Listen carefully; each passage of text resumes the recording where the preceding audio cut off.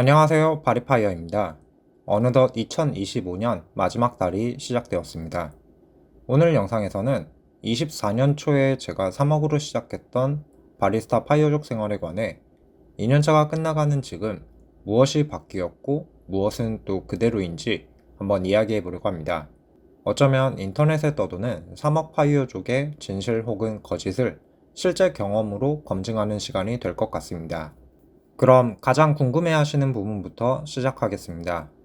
3억으로 파이어하면 금세 원금을 다 써버리고 만다는 말, 인터넷을 돌아다니다 보면 가끔 보셨을 겁니다. 하지만 2년 차인 제가 느낀 바로는 이 말은 거짓에 가깝다고 생각됩니다. 물론 모든 사람이 그런 건 아니지만 지출을 통제할 줄 아는 사람에게 원금은 쉽게 줄어들지 않기 때문입니다. 예로 제가 이 생활을 처음 시작했을 때 자산은 3억, 주식 계좌에는 1억 3,800만 원이 있었는데 시장이 좋은 것도 있었지만 지금에 이르러 주식 계좌는 2억 1,500만 원이 되었습니다. 무언가 특별한 투자를 진행한 것도 아니고 모두가 알고 있는 종목으로 그저 장기 보유와 배당 재투자를 진행한 결과입니다. 이 추세가 이어진다면 아마도 내년 1분기쯤엔 총자산 4억에 도달할 가능성이 점점 높아지고 있기도 합니다. 이에 대해 제가 알바를 병행하기 때문에 가능한 거라고 보실 수도 있지만 다소 극단적으로 일하지 않는다고 가정해 봤을 때 3억 기준 배당률 5에서 7%면 연 1,500에서 2,100만 원, 세후 월 100만 원 정도 이상의 생활비가 나오게 됩니다. 이 경우엔 배당 재투자를 포기해야 하지만 주식을 매도하지 않기 때문에 시장 상승도 누리면서 배당만으로도 생활 유지 자체는 충분히 가능하다는 것입니다. 그리고 무엇보다 제가 선택한 바리스타 파이어족의 경우엔 생활비 정도는 알바로 직접 벌기 때문에 자산이 줄어든다는 말이 실제와 다르다고 느꼈습니다. 아이러니하게도 오히려 저는 주변에서 요즘 좀 써도 된다는 말을 듣기도 했습니다. 파이어족이 되기 위해 오랫동안 절약해온 습관은 스스로에게 쓰는 소비도 꽤 어렵게 느껴지기 때문입니다. 정리해보면 스스로 만든 3억이라면 파이어족의 충분한 시작점이 된다고 생각할 수 있습니다. 하지만 갑자기 생긴 돈이라면 소비 조절과 투자가 병행되지 않아 오히려 위험할 수 있다고 생각합니다. 두 번째로 변한 건 살림살이입니다. 정규직으로 일할 때는 전 거의 회사 숙소에서 지냈습니다. 덕분에 잠자리, 세탁, 식사가 모두 공용이었고 혼자 산다는 경험은 거의 못 해봤다고 봐도 될 것 같습니다. 오히려 공용으로 사용되는 부분들은 따로 관리를 해주는 분들이 계셔 더 청결하기도 했던 것 같습니다. 그런데 막상 작지만 혼자 모든 걸 해결해야 하는 원룸 생활을 시작한 뒤로 집안일을 하나하나 직접 하다 보니 살림이 조금씩 눈에 들어오기 시작했습니다. 특히 곰팡이를 어떻게 관리해야 하는지, 또 머리카락에 욕실 배수구를 얼마나 쉽게 막는지 경험으로 알게 되었고, 하나씩 해결하다 보니 자취 필수템도 몇 가지 알게 되었네요. 짧게 소개시켜드리면, 배수구 거름망 필터, 이 친구 덕에 번거롭게 통을 꺼내지 않게 되었습니다. 또 곰팡이 제거 락스로 집이 눅눅해지는 걸 예방할 수 있었네요. 접이식 탁자는 그냥 필요합니다. 친구들이 왔을 때 바닥에 술상 차리는 것보다 훨씬 낫더라고요. 마무리는 난방비 절감과 따뜻함, 두 마리 토끼를 잡을 수 있는 전기장판입니다. 이 네 가지는 있을 때와 없을 때 삶의 수준이 많이 다르기 때문에 자취를 하게 되시면 하나쯤 구비해 두시는 걸 추천드립니다. 딱 하나 아쉬운 건 집이 제 소유가 아니라서 침대와 의자를 바꾸지 못한 건데 만약 나중에라도 장기 정착을 목적으로 거주지가 결정되면 그때는 침대와 의자부터 바꾸려고 합니다. 그리고 집밥을 해먹기 시작하면서 요리가 정말 많이 늘었는데 밥솥에 밥을 해두는 것만으로도 식비가 확 줄었음을 체감할 수 있었습니다. 일단 밥이 있으면 너무 오래되기 전에 해결해야 되니 외식이 줄어들었거든요. 또 웍을 배웠던 첫 알바 경험이 볶음밥, 파스타 요리 등 꽤 도움이 되었던 것 같기도 합니다. 요즘 주로 먹는 식단은 대패 삼겹살, 계란, 면, 볶음밥이고 혹시 제가 영양적으로 놓친 부분이 있을까 싶어 2, 3일에 한 끼 정도는 꼭 외식을 하고 있습니다.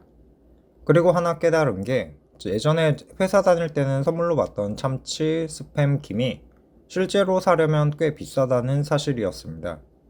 그러니 가끔 친구들이 안 먹어서 많이 쌓였다고 알려주면 저렴하게 매수하는데 그러면 서로 윈윈이 아닐까 싶습니다. 여기서 느낀 점이 파이어족 거주지는 이왕이면 마트가 가까운 곳을 추천드린다는 것입니다. 마트가 가까우면 집밥 난이도가 절반 이하로 내려가는데 저렴하고 신선한 식재료를 구할 수 있다는 게 굉장한 장점이기 때문입니다. 다음으로 변한 세 번째는 직업에 대한 인식입니다. 과거에 저는 혼자 일하는 걸 꽤 좋아했던 것 같습니다. 하지만 역설적이게도 파이어 이후 혼자 있는 시간이 굉장히 많아지니 오히려 사람들과 대화를 할 수 있는 알바를 찾게 되었는데 이렇게 저의 새로운 면을 알게 되었습니다. 이걸 깨닫고 난 후부터 저에게 직장은 돈을 버는 곳이면서 동시에 사람들과 소통하는 장소가 되었습니다. 스트레스가 낮은 일을 하며 쉬는 시간 중간중간에 하는 대화가 꽤 재밌었거든요. 하지만 일이 길어지는 건 또 원치 않기 때문에 현재의 바리스타 파이어족 생활이 저에게 최적이라는 걸 다시 한번 인정했습니다. 올해를 돌아보면 전 8달 일하고 4달을 쉬었습니다. 딱히 계획한 것이 아니라 결과를 분석한 결과인데 보통 2달 정도 일하고 1달 쉬는 사이클이 자연스럽게 만들어졌던 것 같습니다. 곰곰이 생각해보니 이건 저만의 심리적 사이클이 아닐까 싶은데 2달 정도의 일이 끝날 때쯤이면 좀 쉬고 싶다는 생각이 들고 1달 정도 쉬고 나면 또 사람들과 다시 일하고 싶다는 마음이 조금씩 커졌거든요. 쉬는 기간에는 미뤄둔 게임 엔딩도 보고 친구 모임도 가고 일주일 정도 짧은 여행도 다녀옵니다. 그리고 이 루틴은 저의 목표인 5억을 향한 타협이기도 합니다. 현재의 자산 성장 속도를 늦추지 않으면서 누릴 수 있는 적정선이라 판단하기 때문입니다. 이제 생활하면서 변하지 않은 것을 이야기해 보겠습니다.